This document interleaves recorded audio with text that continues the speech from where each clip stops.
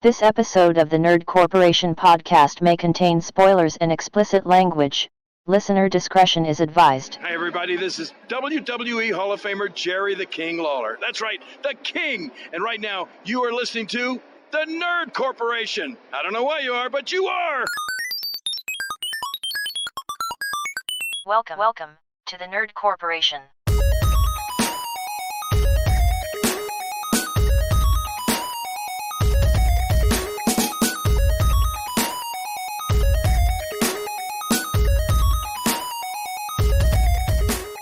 What up, everybody? It's Thursday, and you know what that means. All my days are running together. I don't, honestly. No one does. But I did have a interesting, on the way over here, I had this interesting little thought. So, I was just thinking about, because I was listening to my favorite podcast, my second favorite, obviously. I was about to say Yeah, it. yeah. Last podcast You on the can't left. have your favorite podcast be your own. I can and I No. will. Yes, it will. But I was listening to them on the way to work this morning, and they have three people that do their show, and Amateurs. yeah, I know, right? More the merrier. So you've got I bet it's all a sausage fest too. it is actually, yeah. I mean, Oh, to be man. fair, so was ours, but it is no longer. No.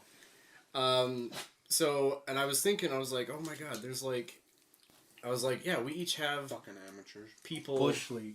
on here that resemble them, and I was like, okay, this is awesome. And I started thinking about it, and I was like, okay, so the information guy, his name's Marcus, he reads all the research, and that's kind of like you. And Yeah. you're kind of like the starter up guy. Yeah. And then there's the two funny guys, which Henry is the real funny guy, and obviously I think myself me. Right. Then there's the other funny guy who's Ben, so that's kind of like us two, because we're always making jokes at the worst times. Always. You don't think Cole's See, a funny guy? Not at all. I don't make jokes I at have the a- worst I have times. something I for just him, make the though. worst jokes. Yeah, You just exactly. get so excited that they just vomit out of your mouth.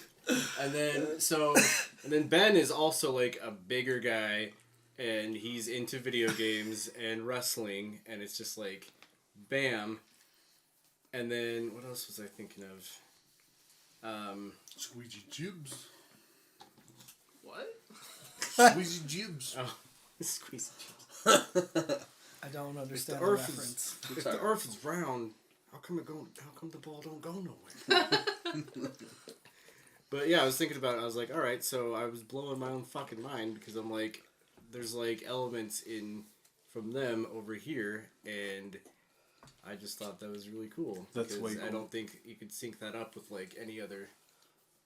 I feel Thing. like that's like a testament to us doing something right. Yeah. Something. I love it when I do something right. I love when I do something. That, and I just want to be like them because they go on fucking tours, like world tours and shit like that. So Coming to a city near you. yeah. soon. We gotta go to Greece and just be in the amphitheater for that one person. Yeah. that I mean, listens to I us. think we should start at our own Comic-Con, maybe. Yeah. And work our way out. No. We No? we Okay. go the reverse direction. Speaking of Greece, I had the dumbest dream in the world. You This is were a telling good us. story. I told you guys while we were watching Showdown, but I was like, I had a dream that I was going to Greece, and it was like the coolest thing ever, and I remember feeling so excited, and it was just me in the plane for the whole dream. It was just me in the plane, and then we were getting ready to descend, and the captain comes on, please put on your seatbelts, and I put on my seatbelt, and when I look up from putting my seatbelt on, that's when I wake up. So I never really got to see Greece. Well, that sucks. I was telling my friend about the dream earlier in the week when we were having coffee with him, and he was like, I had one like that too, and he tells me that he had a dream that he went to Beto's, and basically he got there and there was a sign that said, use cash if you want to get your order faster. Cards will take a little bit longer. And he's just like, whatever, all I have is my card. It's like, hands the guy his card, and he's like, and the guy just kind of looked at me like, Just gave you a frowny face. and then he's like, he turned around to go make everything, and then I woke up. That's just as bad. I feel like dreams like always end when you're like about to take a big like bite of the cake.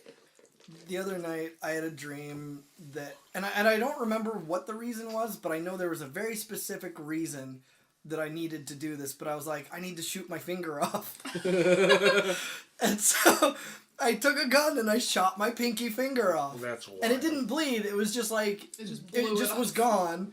And then my hand Were was you like, bound in any way? Like, then you had to escape?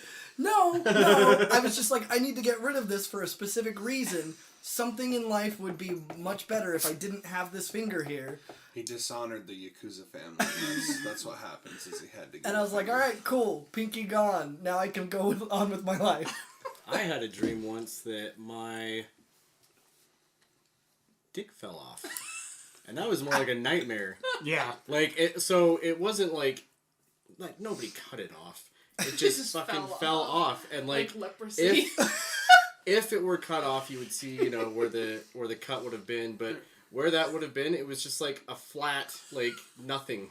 Oh And my I'm just God. like, You're just like and trying to jam it back in. I woke Turned up into a and eunuch. like no joke, I was like, okay. It was that fucking real. That's crazy. So Well, yeah, I think it's Thursday. yeah, it's Thursday. Okay. It's podcast day. Welcome to episode 87. Something wrestling, something Arabia. We're going to be talking about Something dark. we're going to be talking about Super Showdown, which was held in the progressive city of Riyadh, Saudi Arabia. It's so progressive. So progressive. They didn't even kill the women on their entrance to the spot. Like, it was great. Quite shocked. They weren't even sponsored by Progressive. No, you're thinking SmackDown. I think a lot of things. I'm pretty sure SmackDown is like progressive. Like, does have a sponsorship. It does, doesn't yeah. it? Yeah. No, that's. I knew it was on. I knew it was on one of the shows, but I couldn't remember. Anyway.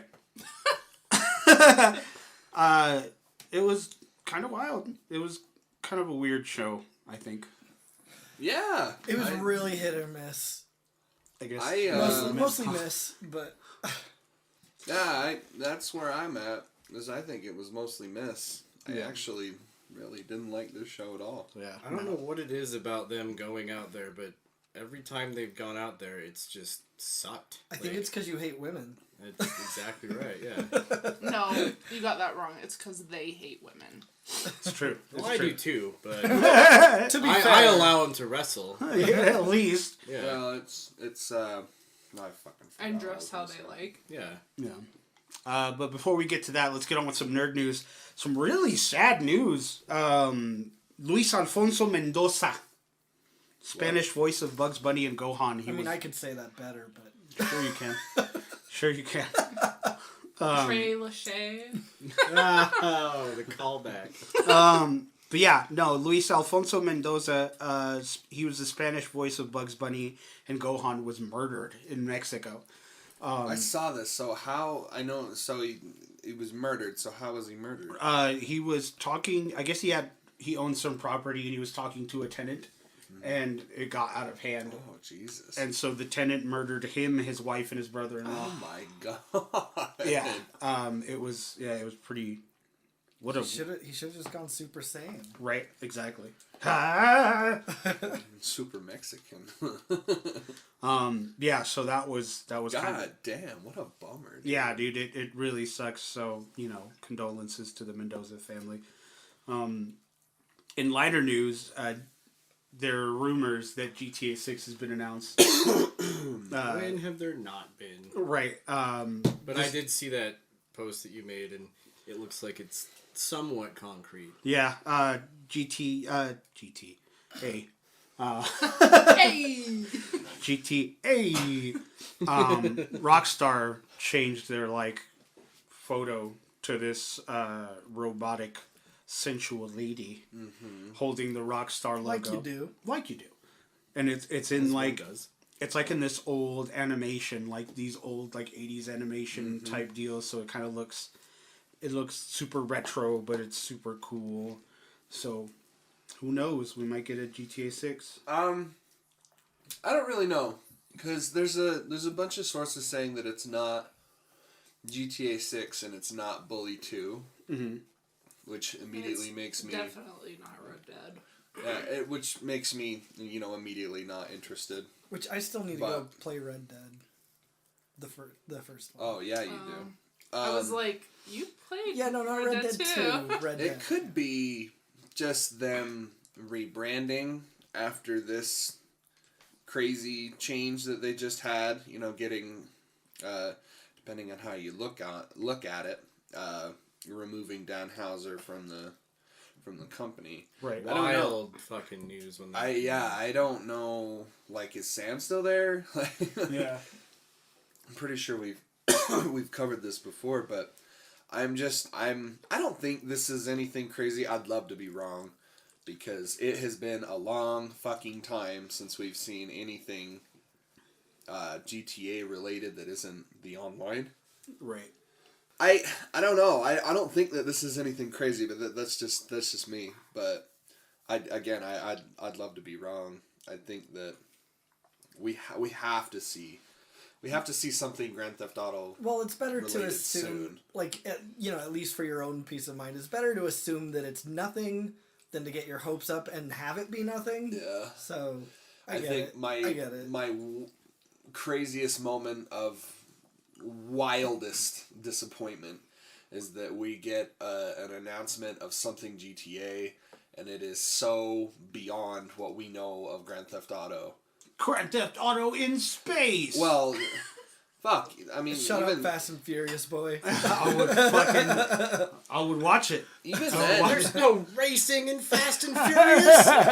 I'd still take that over the idea of what I think they're going to do, which is something that is mainly online based. I hope not. I think that They just released the casino thing, so I don't know. I'm sure it'll be great, but that's not what I play Grand Theft Auto for. Right, I exactly. play Grand Theft Auto for these insanely intricate and very well written adventure, Right. sandbox games. And I really do think that they're trying to do some sort of hybrid between the two. I really hope not, because And then it at scares that point it's just an MMO. It scares the fuck out of me. I'm really, really hoping that that's not what's going on. I hope it's not either. So I hope it is. Fuck you. I was perusing IGN looking for a quick nerd fix, and I found it and I lost it. But basically, I'm trying to find the article. While you're searching for that. So, did you guys hear about this rumor that Henry Cavill might be Wolverine? Did you hear about this Home saw Alone something shit? about it. Did you guys hear about this bullshit? Really? Yeah. I don't, look, I'm not 100% against it. I mean, Isn't that man busy enough? Didn't it just more start out as fan art, and then everybody started going, "Oh yeah, that's probably what's happening." Well, no, like, Or- I think it was Kevin Feige that said something to the Oh. effect of, like, yeah, it'd be kind of cool if we had, I don't know, Henry Cavill as Wolverine, and Yeah. fucking people ran with that shit. Yeah. Even, the one thing I love about these rumors, though, is that Boss Logic always picks it up and does these awesome, like, renditions of them. Like, they did one of Henry Cavill as Wolverine, and they did one with Brie Anderson, I want to say her name is. You can want to say that all you want, but are you correct? That's where?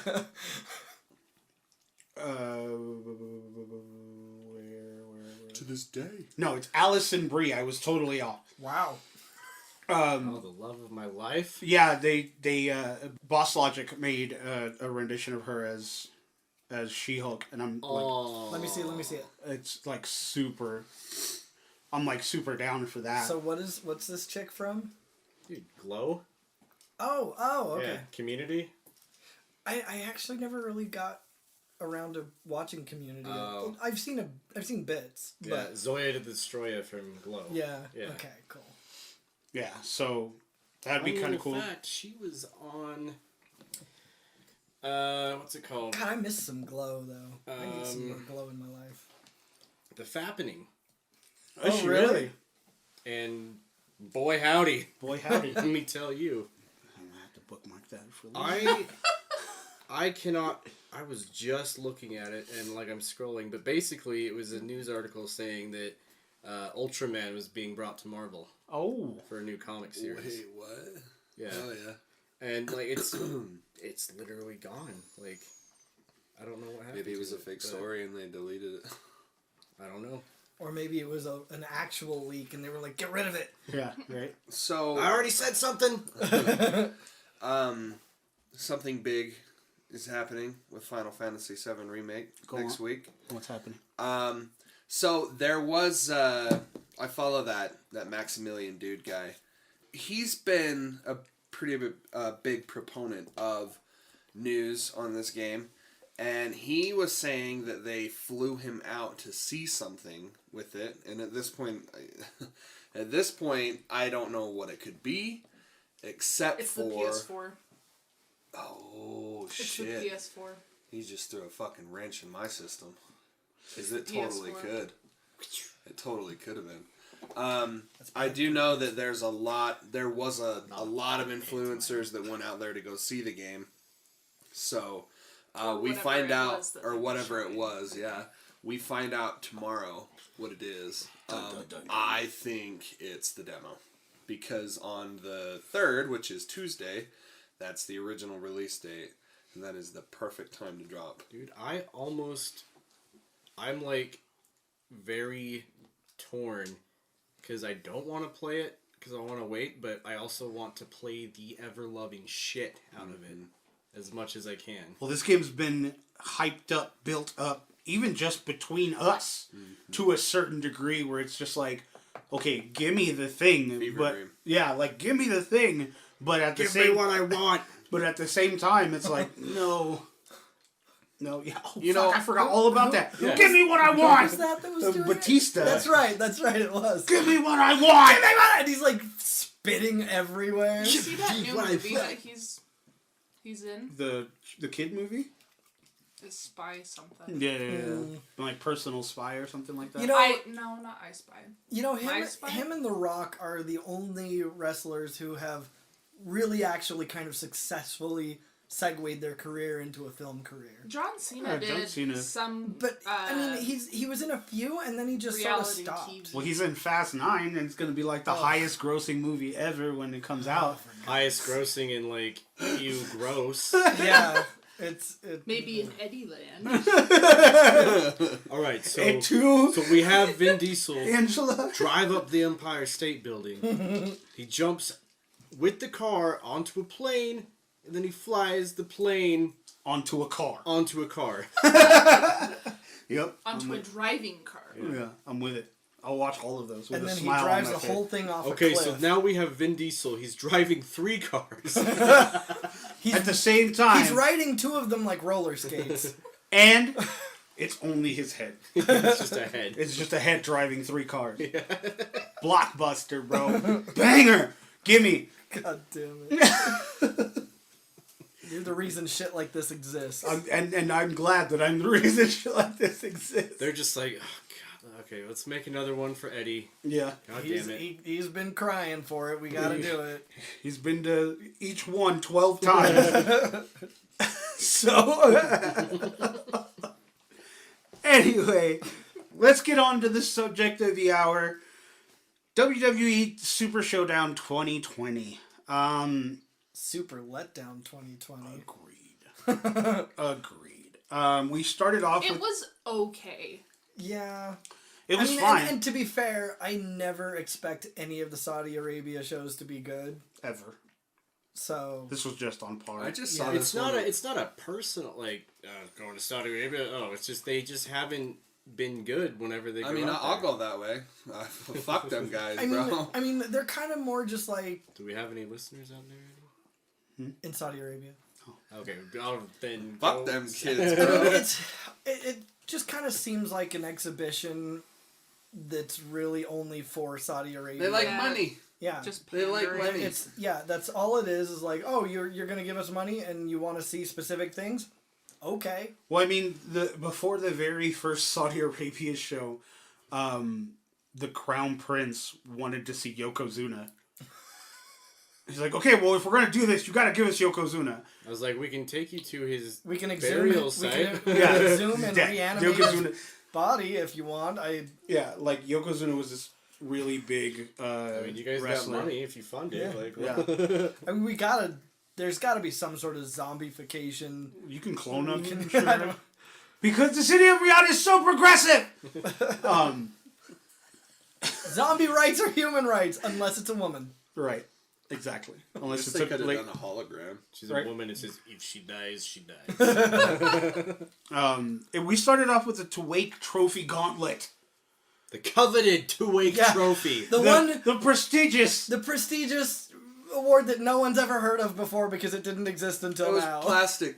Yeah. It's the richest one of the richest countries in the world, and their giant trophy, resembling strength, is plastic and see-through.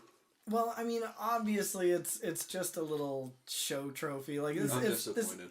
I mean, It wasn't They little, weren't- though. they It weren't- was big. no, I know. I'm just saying, like they weren't gonna put money into it because it's not an actual thing. They should have actually put money in the trophy. That I would know, have made that's- it more desirable. Oil. Toss a 5 in it, and there you go. There it Double the value. In case Shorty G in there, Right. like Han Solo, like Encased in carbonate, right? Fucking. probably fit. He would. He would. He really would. Although that might devalue it. Because his name is Shorty G. Jesus. That's a whole other can of worms I'd rather not open. Oh right now. God. So we've got a 1 to 5 ranking system, of course. 1 being the worst, 5 being the best. With number 5 being super throwdown, number 4 being super go down, number 3 being super slow down, number 2 super low down, and 1 super no down. We're gonna just do this one complete before we talk about like what it is, since it's the 6-man gauntlet or whatever. It started off with the To Wake Trophy Gauntlet. It started off with R-Truth and Bobby Lashley. It was a delight seeing R-Truth again. Yeah. I'll say that. And not just that, but like letting WWE actually letting him get somewhere for a little bit before they made him job out finally. Right, but I mean, like, even then... They still made him job out, but even then, though, like, his wins weren't legit. no, they weren't. They weren't legitimate. They were cartoonish. Yeah, they were like, oops! Yeah, like, oh, Truth got away again! Yeah. You know, That rascal. yeah. So, Lashley banged his head against the middle turnbuckle, and that's when he pulled him up into the schoolboy and won. And then Andrade comes out. Desperately want to make love to a schoolboy. Did you see like how Lana was dressed when she came out with Bobby Lashley? Yeah. That was freaky. Oh, yeah. I mean, More disappointing. I'm sure they were just We can talk going about it. for, trying to dress her up in a way that, like, would hopefully connect with the Saudi Arabian audiences or And something. I loved like, how she was covered up and she was wearing the, is it a hijab? Mm-hmm. She was wearing that, but it was all like sparkling gold. Like, Yeah. I still have to look good. Like, Yeah. It was crazy. She didn't even like walk down the catwalk or, Yeah. or anything. Yeah. She was just like, "Okay, well, I'm I'm here. gonna You go saw back me. to safety." I'll see you after. I'm gonna go back on the plane so I don't get murdered for having Right. thoughts and ideas of my own. Jesus. But the city of Riyadh is so progressive. I don't know why that's a thing. Look, you can tell she's thinking. Get her! Right? After Truth pins Lashley gets hella mad and he just like starts attacking him after it. And Because of course. right. And Andrade comes out and Andrade pretty much like dominates the whole match. And I think it was like a headbutt or something that happened. And Andrade falls and Truth's holding his head and he falls on top of Andrade.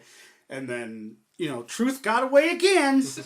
Yeah, like they made it like they both sort of got knocked for a loop. Yeah. And yeah, they both got knocked for a loop and he just happened to fall on him and so yay! And so, Eric Rowan comes out and I remember It was so funny. I thought it was over. My when friend! He came out. yeah. Don't touch my stuff! Honestly, that was the highlight of this match for me. Just seeing him lose his mind. Right, exactly. Which resulted in a disqualification. No one can see what's in here, but I'm going to bring it out whenever I come out.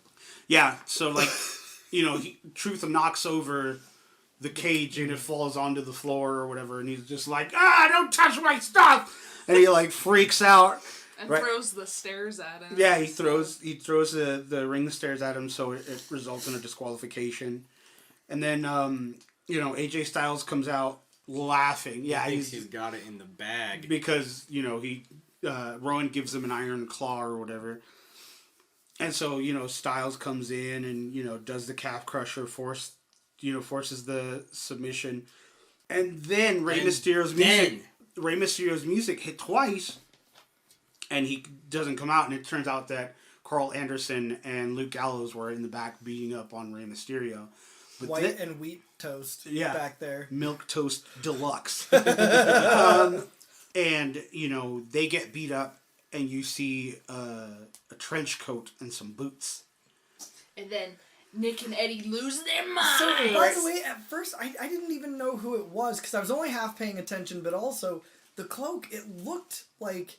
It looked like it did not look like the Undertaker's cloak to me. It looked like some sort of like plastic, $5 job you find at a supermarket. Yeah. Someone's just walking past the camera with a shower curtain. Oh, sorry.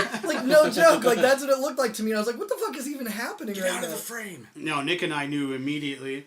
And we like lost our minds. Well, because I also saw like the boots and I was like, dog. And then like, we go back to the ring and all of a sudden Undertaker's big dong happens and his dong swings. His big dong happens.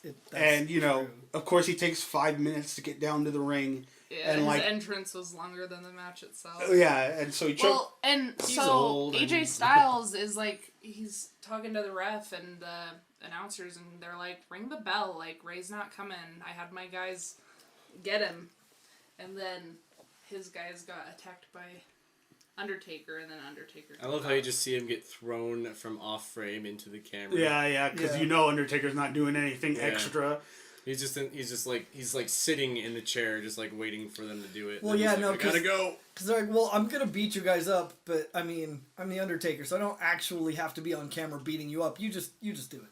Yeah. You just do it for me. Just jump in front of the camera. It's all right, Carl. Now jump. Okay, Luke, you're up. Go. Right. Exactly.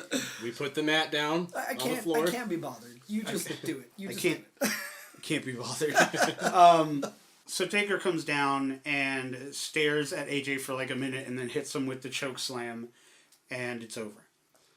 And it's funny because like I was, usually people like pick up the trophy and take it with them, and Undertaker's just like so old, and he's just like, I'll just take it. Well, and have a little just deliver it later. Cole I shall send for my things. That maybe it was, it could have been like. Honestly, this whole night would have been made if he just pushed it over. That's what I was and it just in my head. And like that's what fucking I was thinking. Blew up like. It just shattered to a million fucking pieces. And just been like, fuck your mountain trophy. Or if he put it in a coffin and lit it on fire. Like, this is what I think of your fucking stupid trophy. But I mean, obviously that's a precursor to them bringing back coffin matches. Right, exactly. Which, by the way, why I need those back. Well, if you're going to bring those back, you got to bring back the Brood. Yeah. We'd have to have like an all-new Brood. I'd be super down with that. So, after all of that, I think if it wasn't for the Undertaker coming out, this would have gotten a way lower score for me. But I gave this a super go down. I gave it a 4. Just simply because we didn't know the Undertaker was going to be there. Like, it was one of those things that was, like, really, like, super protected up until the day. There were, like, tweets of his sighting. Well, yeah, it's not like when, they've been promoting John Cena's return for, like, 2 weeks, and everyone's like, okay, we know he's coming back, but there was nothing. Like, none of us knew. Yeah, and you can usually pick up on, like, anything. Yeah. Usually, like, I've got, like, my ear to the wrestling ground. Yeah. So, and it was a surprise for me. So that's why I gave it mine, just because I was pleasantly surprised. And that's a good way to get a leg drop to your head if you put your ear to the wrestling ground. Yeah, it's true. Don't do that. It's true. That's why Hulk Hogan's That's why Hulk Hogan's leg drop's so effective. He's got a gong as big as Undertaker's. That's true. I was just gonna say, there's a Jim Norton joke about that where he's like talking about Hulk Hogan's sex tape, and he's like, That's why it was so effective. he's like, yeah, did you see the cock on that guy? He's like, no wonder his leg drop is so effective. Oh, there you go. So yeah, I gave it a 4. Super go down. Yeah, that's about what I would give it. Just mainly exactly the same reasons that you gave it that. Mm-hmm. I give it a super slow down, a 3. Ew. Yeah, I mean that's kind of where I'm at too. A 3 is perfect for me just because I don't really have that emotional attachment towards the Undertaker. I still thought it was cool as fuck to see him come out and watch you guys freak out. That was, like that's always cool to see. But there was just something about the match that felt very phoned in. Like It was super hollow. despite my growing appreciation for this one named R-Truth. Like he was a lot of fun to watch, but there was also he's a fucking workhorse. Like that. yeah. And he's super loyal to the WWE, which you can tell, otherwise he'd be gone already. But Yeah, I would have told them to sit and spin, but right? I don't know. I thought that it was an alright match. It was watchable, and there was no other, and then there's like obvious highlights like watching the guy freak out about his weird fucking skin suitcase that he carries around. I would give it a 3 too, just because even though we didn't specifically know that Undertaker was there, they always bring out the big old school guys for the Saudi matches or for the Saudi pay-per-views. So I like because they love money, or they have money. Well, for me, that was like it's cool that I didn't specifically know, but it's not remotely surprising. So that wasn't like a oh my god moment for me. It just It was for me simply because I thought that the big legend guy was Goldberg. You know what I mean? Oh, So like I was like, well, they've got Goldberg, so that's the big main draw that Saudi Arabia wants. So I wasn't even expecting like Undertaker to come out or anything like that. Well, majority rules. Gauntlet gets a 3. Yep. Gauntlet gets a 3. Next. Did you say what yours was? Yeah, mine was 4. Okay, never mind. Just because of that aspect. Next, we had the SmackDown Tag Team Championship. New Day versus Miz and John Morrison. Hey, hey. Pancakes. Ho, ho. Miz and Morrison. Hey, hey. Ho, ho. See, it's catching on. Yeah, it's catching on. This was a fun match just because anybody that, like, any tag team that goes up against the New Day is bound to have like a good match because the New Day really knows how to like sell the other team, and sometimes like the chemistry that people have is amazing. Like plus it's Miz and Morrison, and they were a tag team back in the day, and like so it's really fun seeing them back together. When Eddie made the comment that Miz was bringing back his Mohawk thing. If you look at it back when Morrison and Miz were a tag team, whenever Morrison would pose, Miz would put his hand on the top of his head and like do this like chicken like move with his head, and it was like a Mohawk slicing pretty much, and he did that when they both came out, and I thought it was pretty cool. Really fun match. Morrison and Kofi Kingston were probably like my favorite part of that match. Because those two really know how to like. I mean, Morrison's showmans. Morrison's just amazing. Like it's crazy to me that he can do all of those moves that he does with such consistency and accuracy. And then Morrison's getting up there in age. I think he's like 37, 38, and he's almost in his 40s. And like wrestling terms, that's like over the hill. I was like, what's wrong with that? Yeah. In wrestling terms, he might as well need hospice care now. In human years, it's 47, but in wrestling years, it's like 57. Yeah. Like, you add 10, I think. Yeah, I agree. So, the fact that he's still able to do all of that is really impressive. Especially with the physicality of all of his moves and how long he's been doing all of that. Mm-hmm. Yeah, because he's gone that hard his entire career. Like, there's never been a time. It's not just like, oh, lariat. Like, no, he has fucking put his body through hell. Dude, when I saw him come back and he did the Starship Pain, I was like, holy shit, he can still do that. I know, that's what I thought too. I was like, there's no way. Right, exactly. Like, you expect, like, the difference between old Chris Jericho, like, 20 years ago and Chris Jericho now, you know? And the thing about Chris Jericho is that he's super in tune with that, though. Yeah, oh yeah. Which is why he doesn't do, like, the moonsault anymore, but he's got, like, all these... He has a new repertoire. Yeah, like, so there's definitely a difference based on what he is and is not able to do at this point. And so that's cool that at least it's not like, you know, Goldberg trying a jackhammer. But we'll get to that. I got some things about that. But yeah, it's one thing to change your style because you kind of know you have to, and then John Morrison's like, what? No, I'm just gonna keep doing all that. Just gonna keep doing all my shit. Well, you guys change your style? Yeah. See, I'm still 1,000% able to do everything. Yeah. In fact, I can probably do more. Yeah. So it was really fun. At the end of it all, Morrison from the outside hits Kofi in the stomach with a chair, and Miz rolls him up. Yeah, yeah, and then Miz rolls him up into a schoolboy. I like how like smooth that was too, because just like all of a sudden John Morrison's there with a chair, and bam! Like it was so like, fast. It was really fast. I was like, damn. At least it wasn't like super hammy where he's just sitting there waiting. Yeah, yeah. Like if you weren't really watching and that happened and you like looked back up, you wouldn't have known without anyone saying anything. Like you wouldn't have seen him scurry off with the chair. He was just one and done, and then like it's definitely nice because it still keeps you right in that suspension of disbelief where the ref totally could have missed that 100%. Yeah. You know. Yeah. So yeah, and so Miz rolls him up and they win the SmackDown Tag Team titles, which I called. I knew that one was going to happen. Yeah, you were. I mean, it's been a while since they got him. It's been over a decade. Yeah. Well, no, I mean since New Day got the titles. Oh yeah, Taken. Yeah. So I mean, because they've had him for what? A little under 4 to 5 months. Yeah.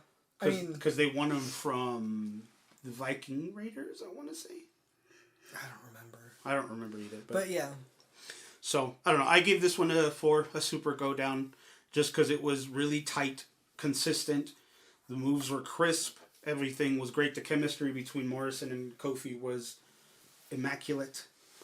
And it was just an all-around decent match. I'll give this one a high 3. While I enjoyed watching everything that was going down, I don't have anything that sticks out as like is really like memorable. Okay. Like that's really my only criticism of it is like it seemed like everything was crisp and moves were done pretty much like there were no botches or anything like that. So I feel like it would be right to give it a high 3. Okay. I went with 4, and I think maybe this is what the difference is that, for you and I, Eddie, like, these are people who haven't been around together for a decade, and so there's that history that there's like a nostalgia. You, Cole, are not really privy to. Yeah, exactly. So I think that might be part of the reason for the difference. But absolutely, because just walking into it blind, you're like, all right. I mean, that was cool. Yeah. But for us, we're like, yeah, exactly. And it's true. You're right, Cole, that there really wasn't like a memorable moment. Like these are all spots that these two teams have already done ad nauseum. You know what I mean? There wasn't like a standout, like, oh my god! Yeah, moment. you know what I mean? Like, he power bombed him into the announce table or something, you know what I mean? Like, it was a good standard match. Yeah, I mean, I always enjoy watching Kofi Kingston. I think he's just a powerhouse of entertainment. I think he's incredibly watchable, Yeah. And I just think that's really my only criticism if I have to give it. I mean, of course, my voice is pretty limited in what you're saying, is I just don't have that history. Right. So. I am going to shit my pants. That's my rating. I'm gonna say a slooper showdown. And Nick is having a little bit of a stroke. I hospital. Eye hospital. Super slow down 0.5 for me. So in layman's terms, 3.5. Just because I don't remember much of Miz and Morrison. I remember a little bit. I didn't always like The Miz, but I've liked him a lot more now that I've kind of started watching him. But I honestly just wanted the New Day to keep it. Like, that's my only gripe. It was a great match on both accounts, so that's why I gave it that extra pizzazz of the 0.5. Nice. Just because they're like one of my favorite tag teams to watch, just because they're so entertaining. And I mean, I do agree to an extent, because I feel like it should have taken a little bit longer of a feud for Miz and Morrison to win the titles. Mm-hmm. Yeah. But I mean, like they should have built it up a little more, I think. I agree, but with the acquisition of Morrison, like, especially with, like, WWE not wanting any wrestlers to go to AEW, I mean, I wouldn't be surprised if that was part of the deal.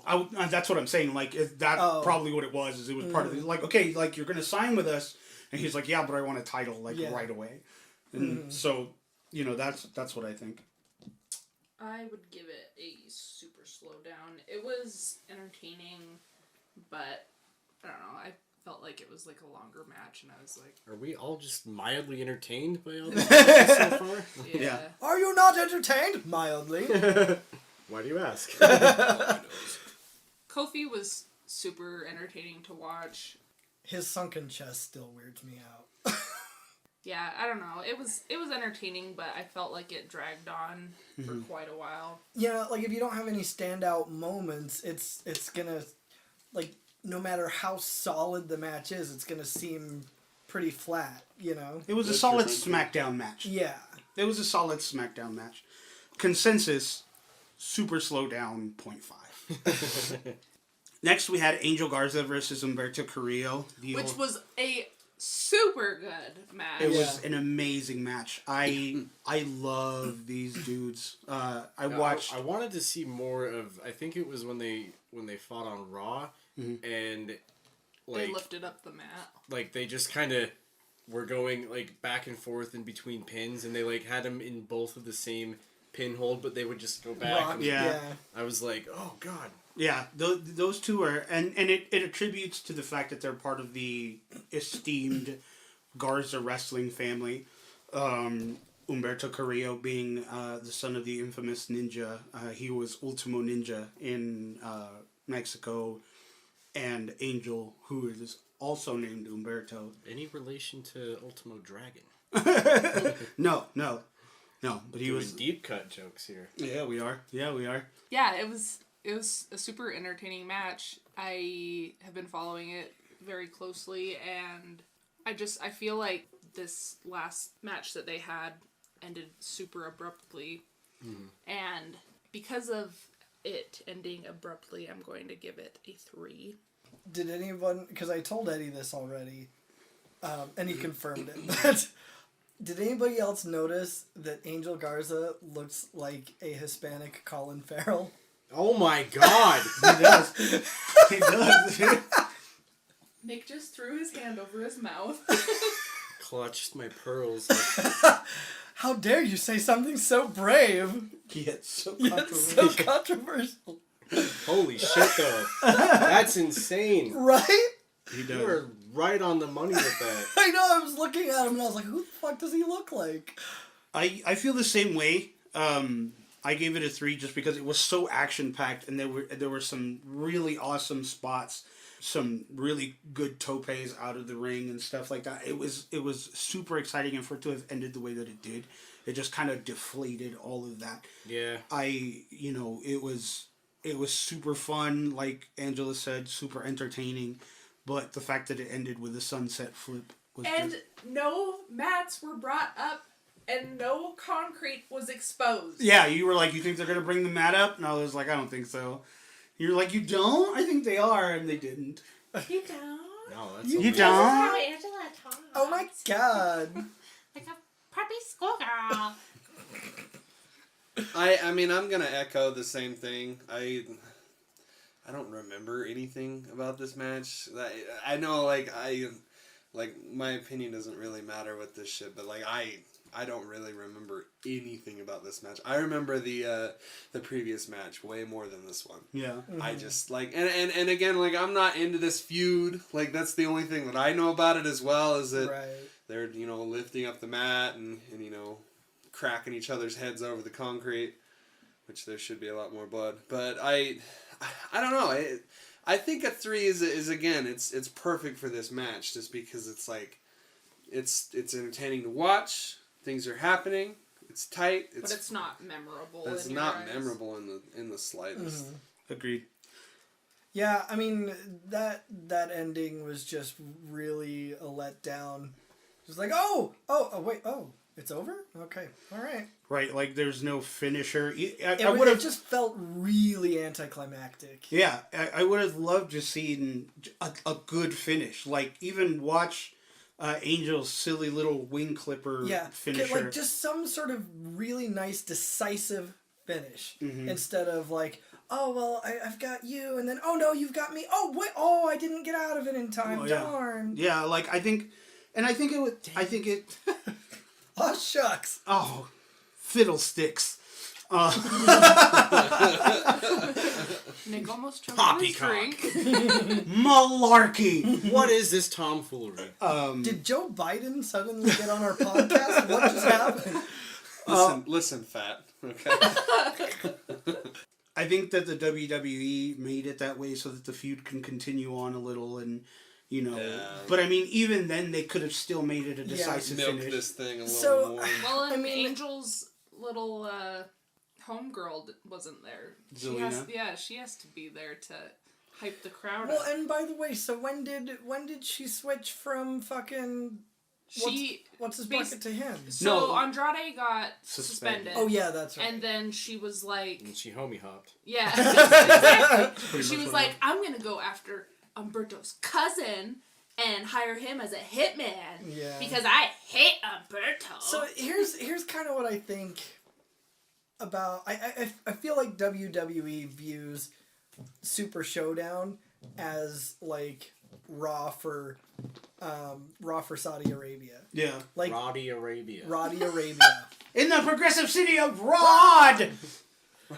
But like, because that's like. Yeah, it's a pay-per-view, but they don't fucking know. We're not going to give them our best. Right, and you know what I mean? It seems so like... here's the thing. We'll show it as a pay-per-view, but it's going to be a SmackDown event. Like we'll throw some big names in there so you guys think this is special and important. But... Yeah. And they come to WWE like this was supposed to be a pay-per-view event. No, it was. It was. You got The Undertaker. Yeah. How can you be upset? And Goldberg. And The Fiend. Yeah. The Fiend, very, very cool. So... Are they Chinese? Like... That's not what I was going for. You have Fiend! He's very good! He's very good! So yummy! So fresh. Come with egg roll. He come with egg roll.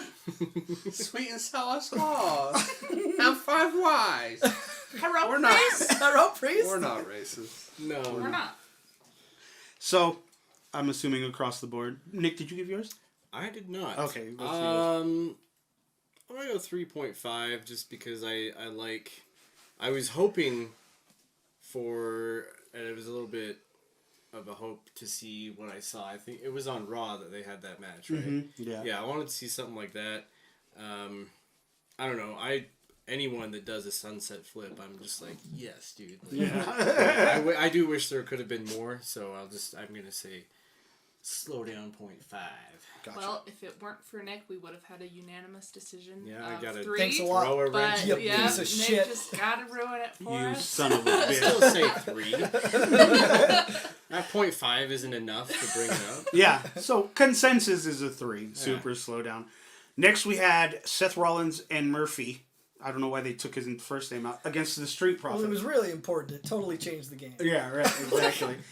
This match was super fun just because I love when the Street Profits wrestle. Dude. Those fucking kicks, bro. Yeah. That's some memorable shit right here's there. the Is thing. watching those motherfuckers fly through the fucking air. I hate the Street Profits promos, but I love their wrestling. For the listeners at home, this was Cole's favorite match. He got pretty hyped for this one. Just the fucking showmanship that these guys have. Like, I fucking hate and Seth Dawkins Rollins. is so fucking tall. I'm gonna come out right now and tell you, I fucking hate Seth Rollins. I hate what he's I don't doing. think a lot of people like him. I just- Oh, when he was a Cole, I when think he was a you would've liked him as the babyface, Shield. I'm sure I was all would. about him. I'm sure I would. But Yeah, this whole I'm fucking sure arc Cole that he would've liked has him in right the now Shield. with the Monday Messiah. Night Messiah, I can't fucking stand neither it. can I think I. it is You know, some of the they most did- hammy shit. They did a It's promotion recently where, like, some of the things he said, I was like, okay, no, Yeah. this is pretty decent. Yeah. But, like, you know, the rest of the promo was just as hammy and ridiculous And his as little ever. fucking but- crane Kremlin friend that's always with it. What's his name? Murphy? Murphy. Yeah, Dude, he's Man. a fucking It's- badass wrestler. well, he's though. cool as Holy fuck, but shit. I It's hate how they've the Smurf Murph the and the Monday Night Pariah. Pariah. And But I they just totally can't- said Mariah on the last. I can't stand him. Like, Smurfy. I miss Murphy being solo. I think he was way better as a solo. Well, and even the announcers were like, yeah, some people just are okay with being adequate, but yeah, what the fuck was up with well, that? and like I totally think that Murphy could be his own like person. well, Well, that's he what he was. started out as, and Yeah. was doing But so now great. he's just like this blind follower. Yeah, of he Seth looks like Rollins. someone that could be way more And entertaining. I don't know if WWE is thinking like putting him with Rollins is supposed to help him It just his makes notoriety. It makes him seem like a But- bitch boy. It's I think he could have gotten Like, way further, way At faster. first, I thought by that himself. the whole gimmick was like, I was like, okay, you don't really see that, like, you know, the religious, like, quote unquote cult leader and his followers, and I'm like, Yeah. that's kind of fucking cool. And then I saw it happen, and I was just like, okay, like, Yeah. this is how I feel I about don't them know. in real life, like religions in real life. I'm just like, I just dope. think like him, Murphy being relegated to just being this bitch man. This like, oh, I'm gonna follow you anywhere. It's like, I don't know. I just don't dig it at all, to be honest. But I do really like this match. I haven't heard anything about the Street Profits, but these guys are fucking cool as hell.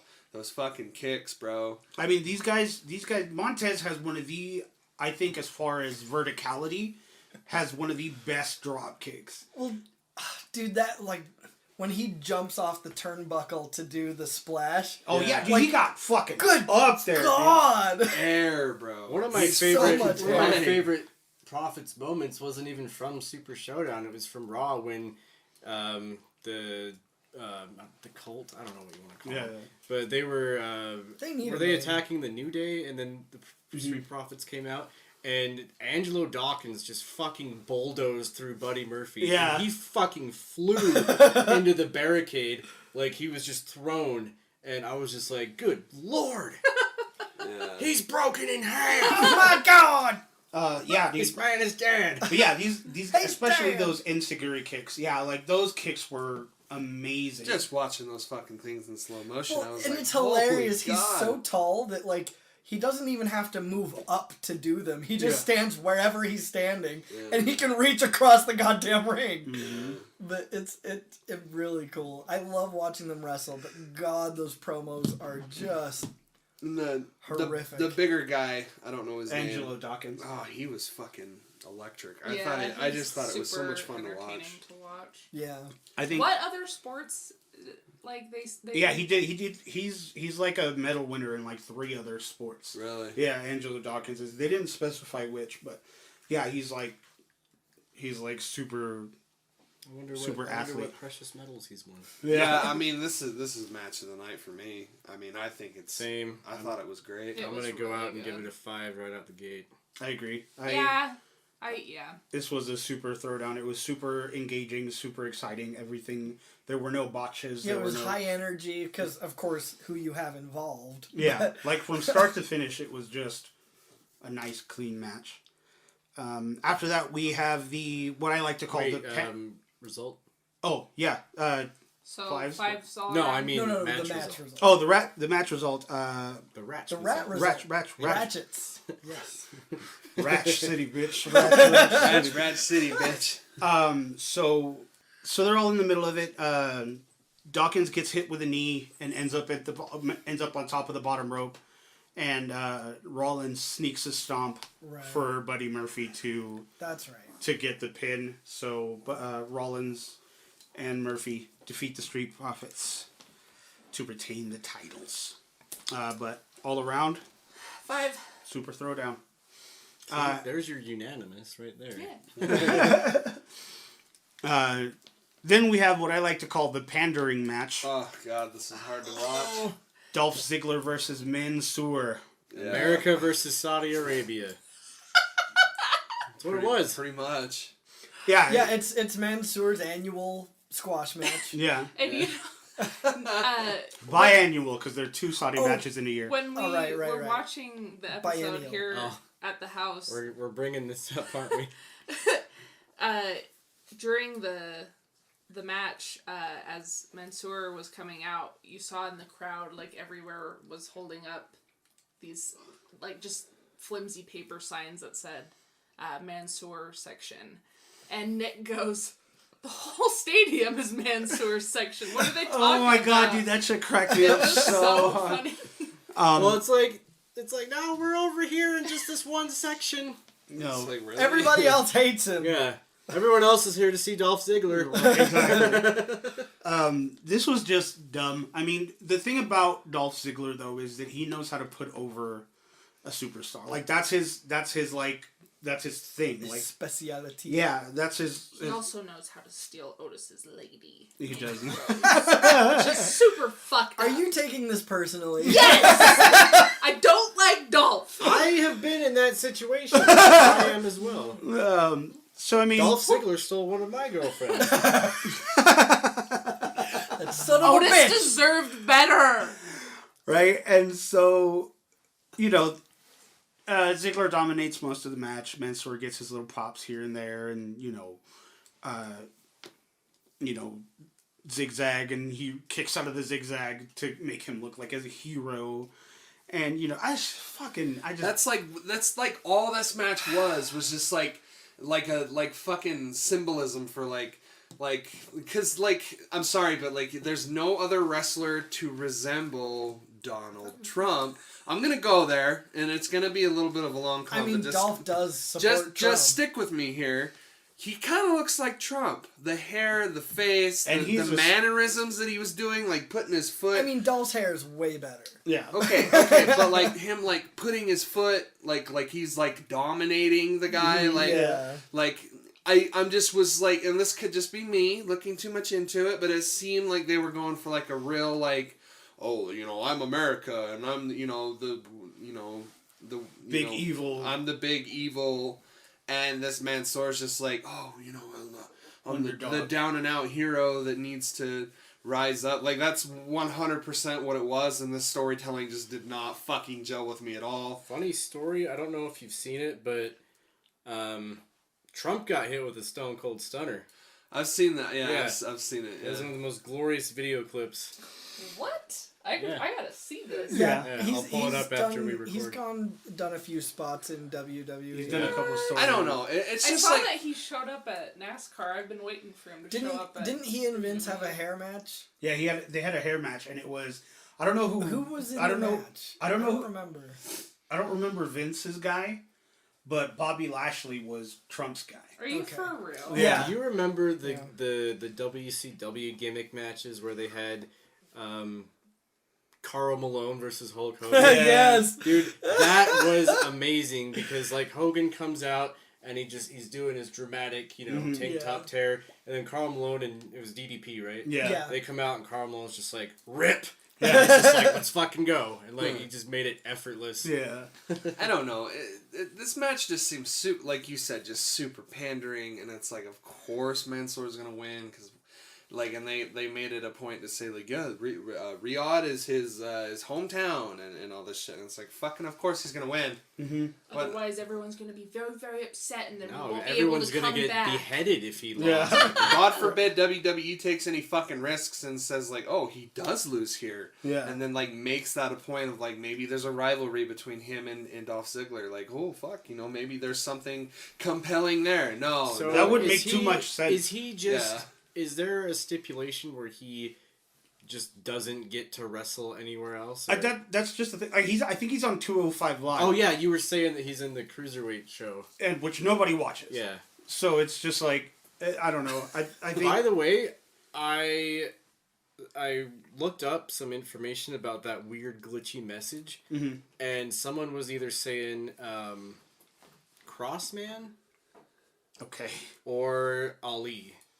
Oh, it's The probably circle kind of Ali. looks like the circle on his chest. Because he's got this whole Lightbringer persona. Yeah, and I was like, I mean, I was kind of I was hoping for something bigger, but I mean, yeah, bring him back. So that's just a little thing I found about that. So close to the end of the match, of course, Mansoor escapes Dolph Ziggler. He gives him the pretty cool sliced bread DDT thing, which was nice. And then, like, Ziggler went too far away. Like, way too Oh, yeah, far. and he splashed and hit him with his legs. Yeah, he kneed pretty him much his lower legs, yeah. Well, no, he kneed him in the ribs and in the dick. Oh. And so... The old rib dick. The old... Get him...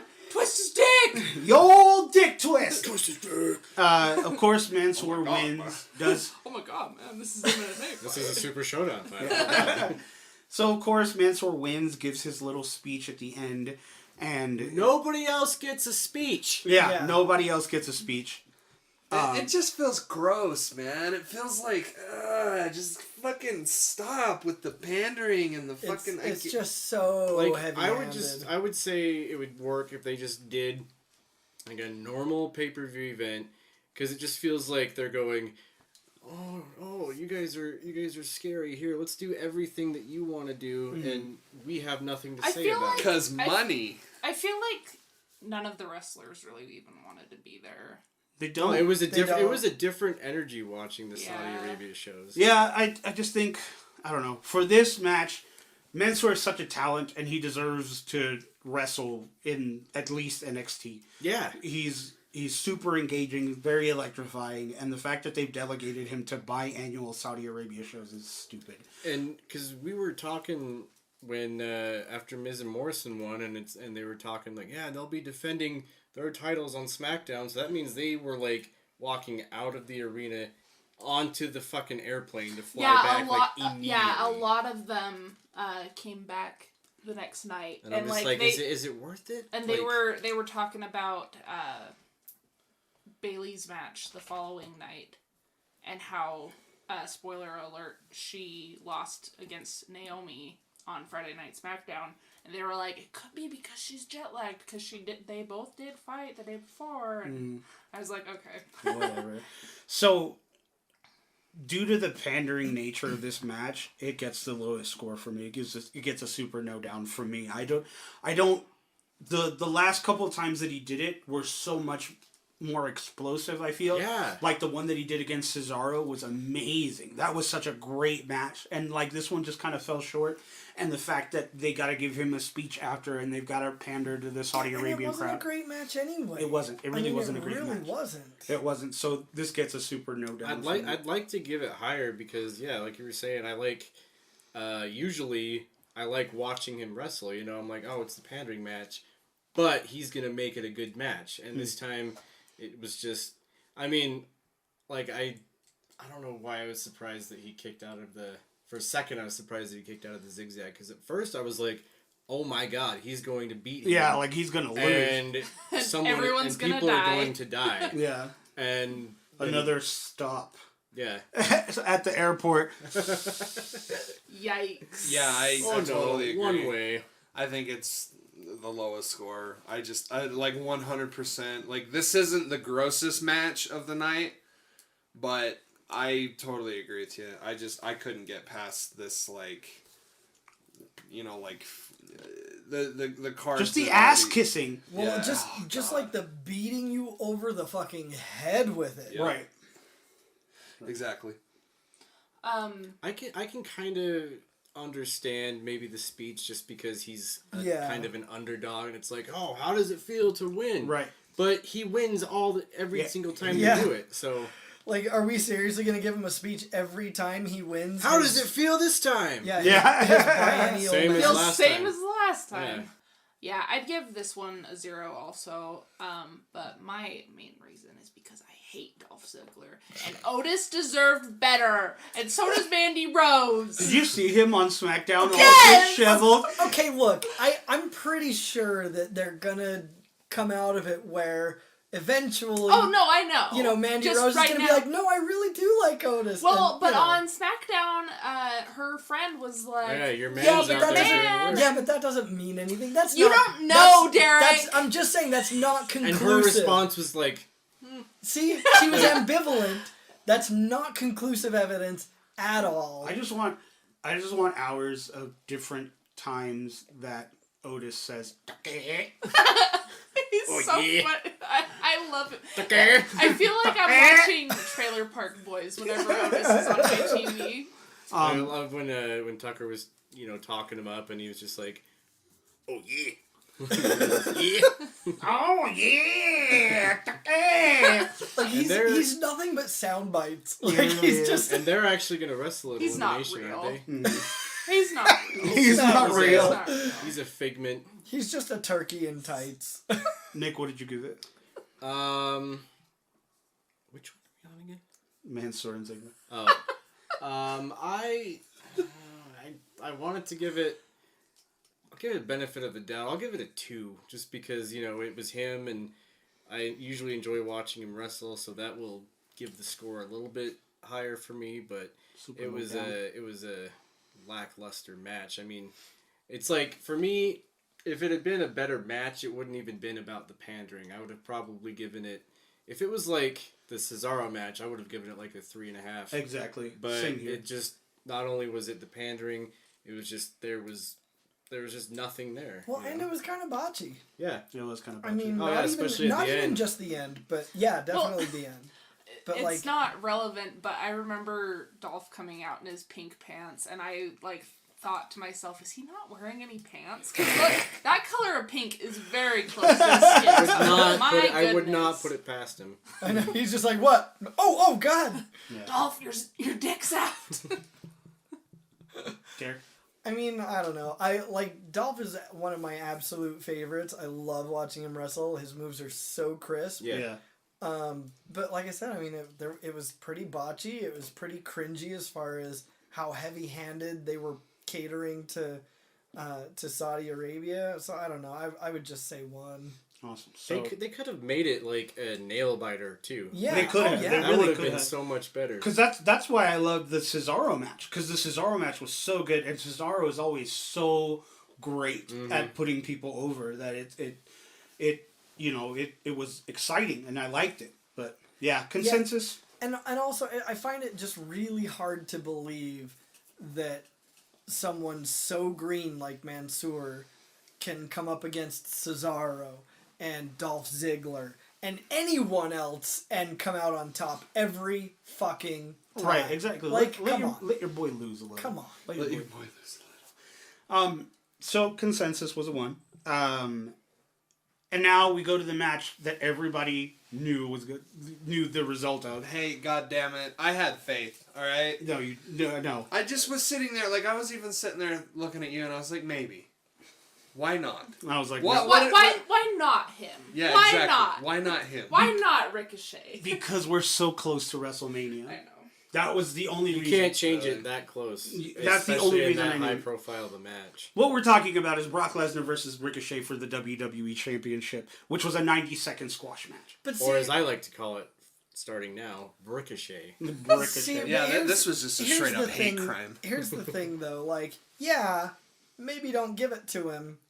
But to make him punk out like that was fucked. It really does fuck with the credibility of Ricochet. It does. Because Ricochet is such a high-profile wrestler now that he's on the main roster. Yeah. To have him just job out completely to Brock Lesnar was... I never even thought of it like that. It was just a like, fucking at least give us a good goddamn face. match. Yeah. At least maybe have him throw like, a punch surprisingly get the upper hand on Lesnar. Like, Lesnar even, turns around and it was beats like him. watching the Viper in the mountain. So let me ask you a question. Do you think that there is like an actual large fan base of Brock Lesnar that they're pandering to with this? Yeah. Like, because everyone talks shit. Everyone's like, Suplex City. Which, by the way, is the most goddamn annoying bullshit that has ever fucking existed. Because obviously there's gotta be something to this fucking Lesnar shit. Yeah. Well, seriously. I'm sure that a people fair like amount... to pick the winning team, and so they're like, oh, Brock wins every match. So I'm sure a fair beat his amount of fake-ass fans. why Brock is still as big as he is.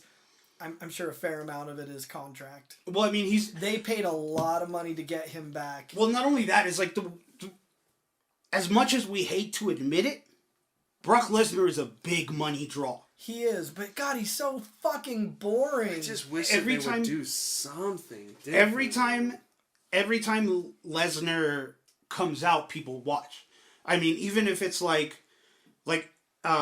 was I was watching the ratings for something or whatever. The ratings exponentially jump every time Brock Lesnar's on TV. That's why it was such a surprise when McIntyre kicked him out of the Royal Rumble. Yeah. We're just like, wait, he's out? Yeah.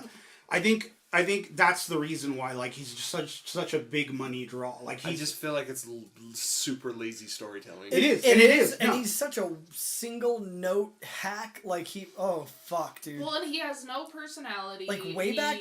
isn't very entertaining. Like, way back in the day, he had such a much more diverse moveset. Oh, before he went to UFC? Yeah. Oh, I loved watching him before then. He was great. He was super entertaining back now it's Suplex City. Like, he was abnormally huge. And F5. And that's it. Before that, that's it. He has fewer moves than John Cena. Yeah. Yeah, I didn't even think of it like that, Derek. Like, just the pure disrespect towards the other wrestler in this situation. That makes this a 1 for me. Yeah. I didn't even think of that. It makes it a 1 for me too, not only because it was a super disrespectful image towards Ricochet, but it's also the dumbest fucking match. Like, there was no storytelling, and for it to have been built up the way that it was, especially giving fucking Ricochet that big ass 5-minute promo spot right before. Yeah, like, you'd think he'd put up more of a fight. Match too. Like, he didn't do anything. He didn't do literally a thing. There's just this one spot on Super Troopers where, like, one of the guys is trying to convince some of the other troopers of something, and Mac just goes, "Do we look like the two dumbest people in the world to you?" Yeah. Like, that's what I feel like as the audience. Like, what the fuck, WWE? Come on. Yeah. No, this also gets a 1 for me. Yep. I would also give it a 1. So, moving on. Let's not talk about that. And that's fucking generous. We move on from one train wreck to the other. I'm so glad you think of that, because I was literally falling asleep. Yeah. No, I was like, you two were on my couch. Angela had gone to work at this point. Mm-hmm. I was literally falling asleep. I was like, oh my God, I'm falling asleep in front of my friends. What do I do? I leaned over to Eddie and I was like, look at that. Look at this fucking douchebag. Well, it's funny sleepy bitch. If you call him out on it, he'll be like, "No, I'm not sleeping." No, and then you hear, and then you're like, "Hey, wake up!" And he's like, "I'm not sleeping." And then that's when you rob him. Yeah. See, these two though, I don't care. I'll straight up be like, "Yeah, dude, I'm falling asleep." No, I get it. Like with your job, like I totally get it. Like, I'm not even gonna say anything. The match that we're talking about is the steel cage match between Roman Reigns and Baron Corbin. This match had the potential to be something really good because despite the shit... It's Baron Corbin? Yeah. Well, it's King Corbin, of course. Right, but Baron is another, like... Yeah. Moniker for King. Yeah, that's very interesting. I did not realize that was his name. This match... Which always made me wonder if that's why they... I'm pretty sure. Yeah. Anyway. Like I said, this match had the potential to be something good because despite the shitty character work that Corbin goes through, he is a very decent wrestler. He is. He's a solid. very capable wrestler. Yeah. And Roman Reigns... He's also a 6 times Golden Gloves boxing champion. And he's also he's also 6-time employee of the month at Olive Garden. Right. They still haven't found a new employee. Yeah, it was just super phoned in. I enjoyed it. There were kind of cool moments, I suppose. But when they made it to the top of the cage and they were like doing the fakest hits ever. Oh yeah, my God! It was so bad. That blew me away. I mean, you expect to see that in a low budget local wrestling promotion or something, right? You know. Exactly. But even then, like, you don't see that shit on DCW. Yeah. No. Like, you know, It was like bad. It was so the bad. The first punch that he threw, I was like, oh, he missed him, and Baron was reacting to it. And then I was like, oh, he's missing him. Yeah.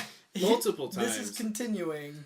I'm sorry, but you can't pay me to like Baron Corbin. I'm sorry. Like, I don't care if he had a great beginning, middle, or whatever. Like, where he is now, I think he's like seriously one of the most unlikable wrestlers. He is doing it today. Like I said, his character is absolute dog shit. Like his whole story, his theme. Like, I know he's a heel or whatever. I find him incredibly unlikable on every single. Back when he just wasn't, aligned to heel face, and he was just this chaotic, angry dude. Like, that was way better. Chaotic neutral. Yep. Yeah, he was just like he was just a bad. He shouldn't have. Yeah, exactly. Yeah. I mean, I didn't like the hair because but like he was just a bad motherfucker. He was just a bad dude, and it was cool. Yeah. But then they went through all this shit, and the writing is really bad. I keep trying to Roman is super entertaining, and Corbin wasn't. The hits didn't land. Yeah. So I'm going to give it a 2. I dig Corbin's theme song. I dig his moves, his moveset, his deep six, and what's his other one? The End of Days. End of Days, yeah. Like, cool names, cool moves, cool music. It's just like... figure out a way to rewrite him, please. Even the move names and music don't match anymore with who he is. Yeah. You know what I mean? Well, the music kind of changed to pander to his new character. But even then, it's still like way darker and cooler than he is. So it's hard. So one's down the line. So I'm gonna say Angela said 2. I'm gonna say something maybe a little controversial. Yet brave. Yet brave. Everything I say is brave, bitch. Don't forget it.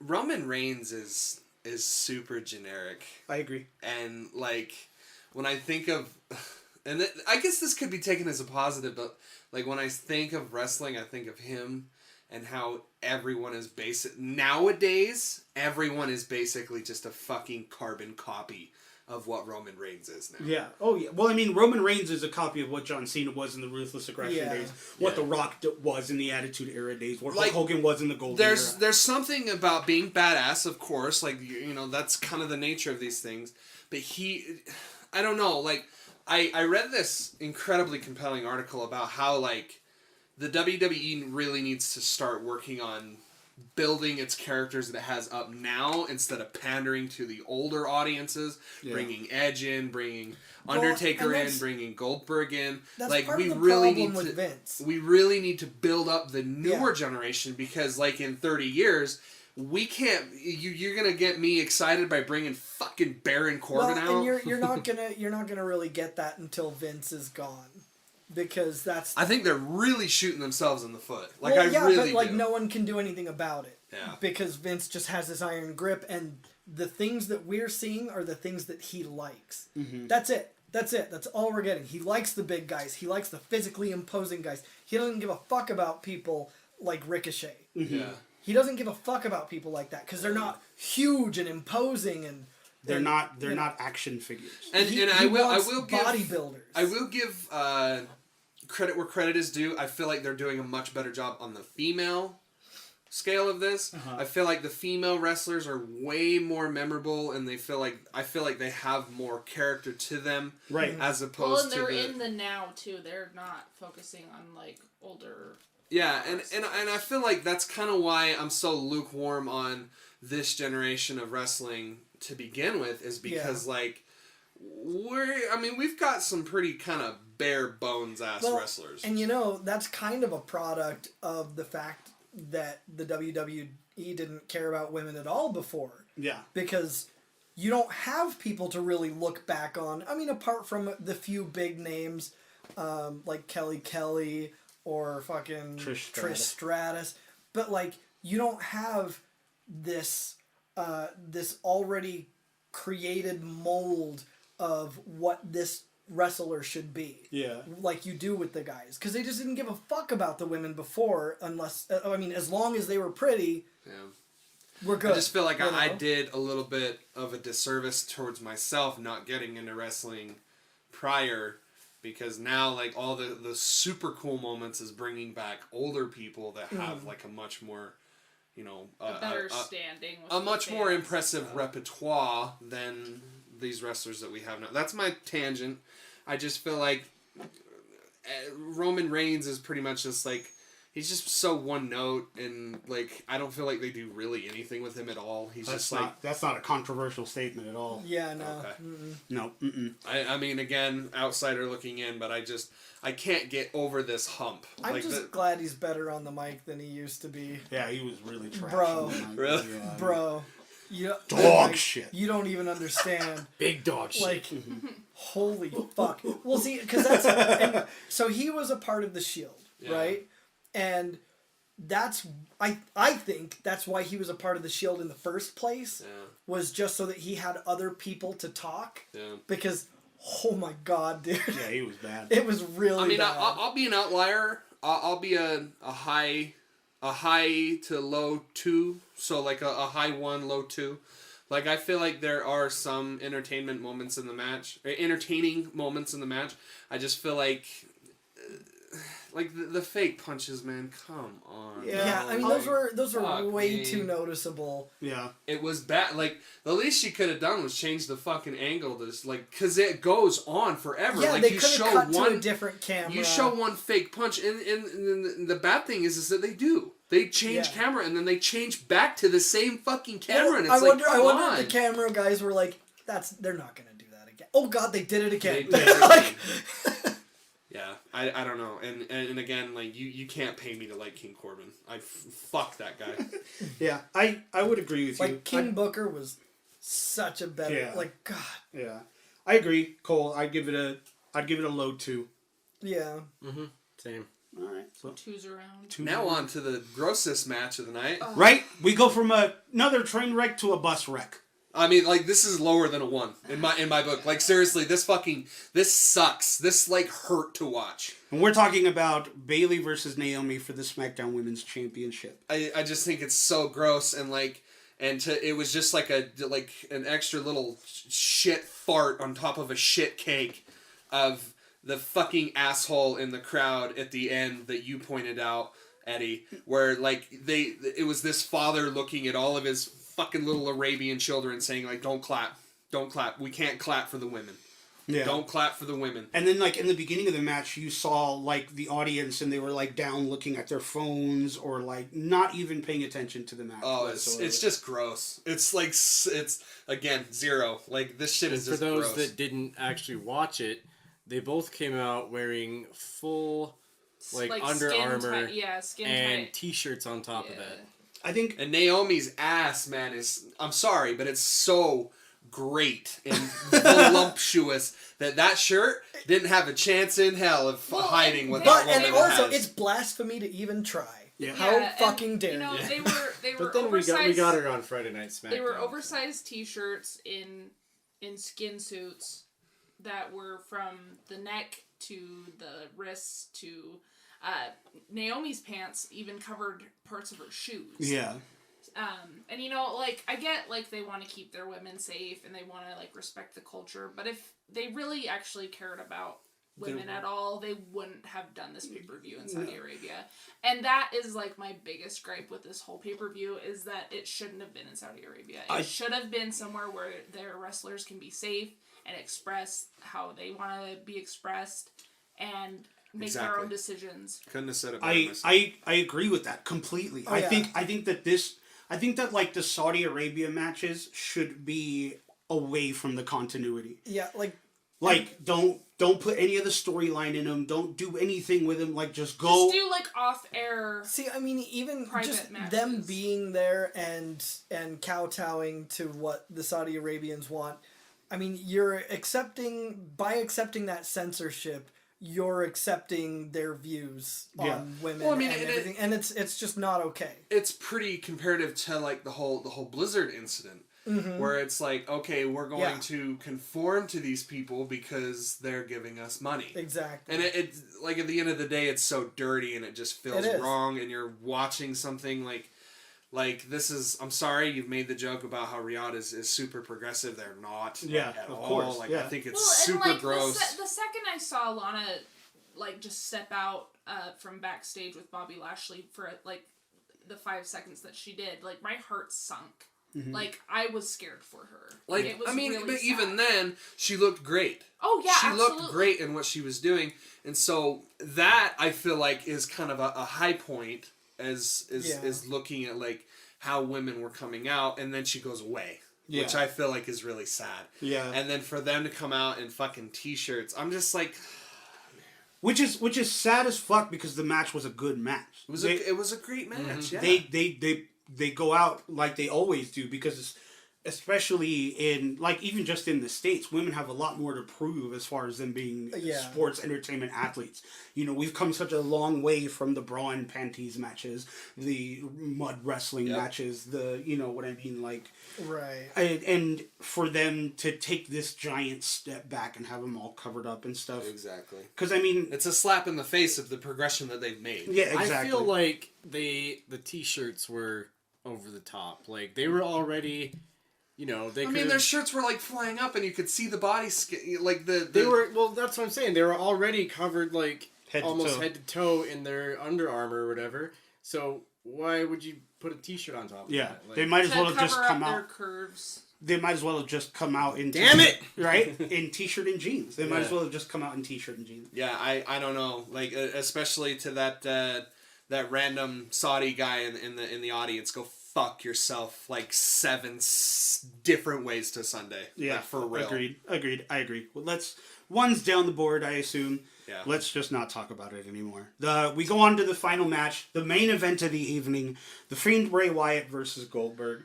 I was so hyped for this match, and Eddie told me not to be. Yeah. And I still got my hopes up. I mean, it was as much of a letdown as fucking Ricochet and Dumbfuck. I don't know if I don't know if I'd go that far. Dildo sword, yeah. I don't know if I'd go that far. I mean, for me it was because is Goldberg's thing to always spit his gum out? Oh, he does. He spits every 2 seconds. Okay, every 2 seconds. Like He's a spitter. I saw that on he does not swallow. At Showdown, and then I saw it. Literally. I saw that on Showdown, and then I saw it the next night on SmackDown, and I was like, this dude is gross. Yeah. You know what would be great? Make one of those memes where he's spitting, and then just have a dentist. Yeah, this motherfucker's spitting. Because he is. He just spit. And, you know, the match started with Goldberg hitting Fiend with a spear right away, kicking out at 1. You know, he gives him another spear. The Fiend gives him a mandible claw. He gives him 2 more spears, you know, and then hits him with the... it's Spearplex City. Yeah, it's Spearplex City. And then he hits him with the saddest jackhammer. The laziest jackhammer. The inside of me was like... It was barely even a suplex. I was like, my inner like 14-year-old was like tearing up because I saw... And I know that he's old, but it's like we were talking about R-Truth and John Morrison, like, still going at it. Yeah. But I remember, I've told you guys before that when I saw him wrestle on Monday Nitro live, and I saw him put a jackhammer on the Giant, and he held him up, that motherfucker, up in the air for like 5 seconds. Yeah. And I was like, you can at least... I don't know, how he is, he looks like he could probably at least one and then do that, something. Or at least even just float over and do one. Like, I mean, I think, honestly, the moment that he had to adjust himself, because you saw that he tried to lift him first, and then he, adjusted himself more. Yeah. The longer it took him to adjust himself, I'm like, this is going to be bad. And then immediately... and back in the day when he'd do the jackhammer, he would, he'd take his time, and I feel like he should have done his classic, look around, sling the arm up, look around, and then do it, because I feel like he could have, while he was doing that, he could have got his better footing, into position. Yeah, it was a really... It was bad. The fucking worst. However, my redeeming quality is that Goldberg is back. Yeah, and he'll be back until WrestleMania. And Roman Reigns challenged. Yeah. I made a joke to my friend Ian, who's been on our page a few times, and because he was talking about, he's like, oh, it's one boring spear versus the other, and I'm like, I'm hyped because I want to see what dimension opens up when they both try and spear each other.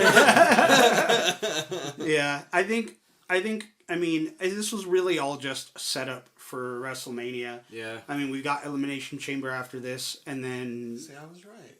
And then... No, you said Hell in a Cell. Oh, that's right. See, you were wrong. I was right.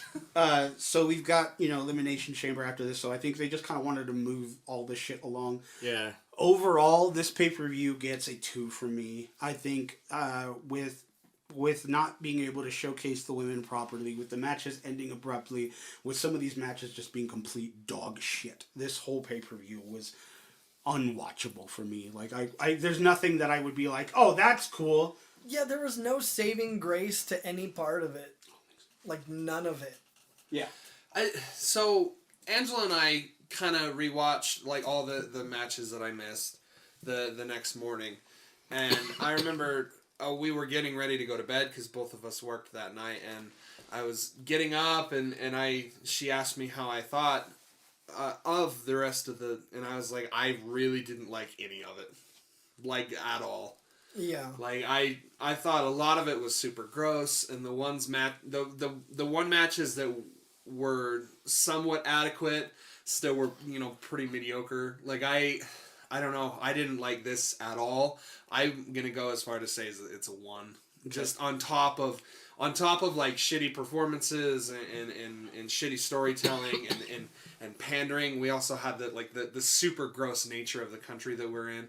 I can't justify giving it more than a 1. I feel like from here on out, we're probably just gonna omit talking about the Saudi Arabia. I really think we should. If I would have known that it was going to be like how it was, I would have just said, we're not going to do an episode on this. I'm down with that, just boycotting Saudi Arabian episodes. I'm fully down with that. What's your rating of the pay-per-view? Oh, there's not a rating that I feel like giving it that's not, below the ratings we set up. Okay. Nick? I will... heartburn. That's the rating I'll give it. Yeah. Heartburn. It gave me heartburn. I'm having that right now. I'll give it a 2 just because it had very few redeeming qualities. One of my highlights, which is saying a lot, is when Bayley put Naomi's foot in the shirt. Yeah. That was cool. Fucking slammed her down afterwards. That was a cool play off of how they were being treated and everything. And then obviously Goldberg coming back, that at least gives it a slightly higher rating. And then the Street Profits, but I'm gonna keep it at a 2. Okay, Angela. I'm gonna give it a 1 just because I don't believe in what the country is representing. Right. And so it made me feel physically ill, honestly. Yeah, it was definitely a super letdown. Yeah. So, yeah, one's across the board. Well, the two's between me and Nick, but consensus is one. Yeah, we're probably not going to cover any more Saudi Arabian pay-per-views. So, if that's... Unless they somehow in the next year get super progressive and give us a mind-blowing event. If you give us, like, Stone Cold versus The Rock again. Oh, God. I will fly to Saudi Arabia my goddamn self to watch that match. Right. So, that concludes our take on Super Showdown. As always, you can follow us on social media. On Facebook at The Nerd Corporation, a podcast. On Twitter and Instagram at Nerdcourt Podcast. Or you can send us an email at nerdcourtpodcast@gmail.com. And if you want to boycott Saudi Arabia, subscribe to our Patreon. That's right. That's right. Patreon.com/Nerdcore Podcast. Several tiers of loot to have access to, from stickers and shirts to extra content and bonus episodes. If you can't make a monthly contribution, consider donating to our PayPal, paypal.me/Nerdcore Podcast. We want to have the best giveaways, the best loot, all the best merch for you guys, and that's the best way to do it. You know, we need to make stickers that just say "fuck Saudi Arabia." Also, in the Night Machine font, like we talked a lot about donations for new gear, and it's finally happening. That's right. Thank you all so much for all of your donations to our PayPal. We're going to be getting all new gear. We're going to be getting some new microphones, so we're going to sound better. We're going to buy a robotic version of Nick. Yeah. Am I getting phased out? Well... Can I still be on next to my robotic? We weren't going to tell you until we actually murdered and replaced you, but... And then we can just be like... So we were just never going to tell you. Basically. Just be like, oh, those Knicks. Yeah. We were going to tell you, like, as we were stabbing you to death. We're killing you now. We're just going to make a dummy system of you. the next Ray. We'll make you the next Ray. Every time one dies, we'll just have a clone of you. Yeah. That's just less and less emotionally available. You can't get much less than that right now. But yeah, so thank you guys so much. We'll be shooting with the new gear hopefully next week, but we really do want to thank you for all of your contributions and donations. As always, I was going to say, but for the Nerd Corporation, my name is Eddie Lyon. I'm Cole Simper. I'm Derek Reese. I'm Nick Lewis. I'm Angela Wooden. And Piggy's here. And Piggy. And we at the Nerd Corp are pro-consent and pro-women. And anti-Saudi Arabia. And anti-Semitic.